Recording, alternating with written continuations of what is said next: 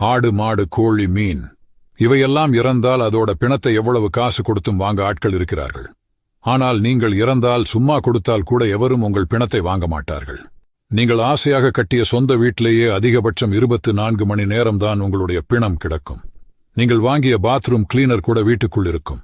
ஆனால் உங்களுடைய பிணம் வெளியே கிடக்கும். இப்படி யாருமே விரும்பாத உடலை வைத்துக்கொண்டு என்னவெல்லாம் ஆட்டம் போடுகிறோம். நான் யார் தெரியுமா, நான் அப்படி, நான் இப்படி என்று சுயதம்பட்டம் அளப்பறைகள் செய்து ஆணவத்தில் வாழ்கின்றோம். விதவிதமான நகைகள், விலை உயர்ந்த ஆடைகள் அணிந்த உடல் என்பதற்காக புதைக்காமலோ எரிக்காமலோ விட்டுவிடுவார்களா? நட்சத்திர ஓட்டல்களில் விதவிதமான உணவுகளை சாப்பிட்டு வளர்த்த உடல் என்றால் மட்டும் வீட்டில் வைத்து பூட்டிக் கொள்வார்களா? உலக அழகியே ஆனாலும் அந்த உடலை விட்டு உயிர் போய்விட்டால் அது பிணம் என்றுதான் கூறுவார்கள். அதிகபட்சம் 24 மணி நேரத்தில் சொந்த வீட்டிலிருந்து வெளியே கிடத்தி விடுவார்கள். பெரிய பெரிய பிரபலங்கள் பயன்படுத்திய ஆடை உபகரணங்களை போட்டி போட்டு வாங்க ஆட்கள் உண்டு. ஆனால் அந்த பிரபலங்களின் பிணத்தை வாங்க எவர் உண்டு? இதைத்தான் பாம்பாட்டி சித்தர் இவ்வுடலானது அரைக்காசுக்கு ஆகாதென்று ஆடு பாம்பே என்று பாடியிருக்கிறார்.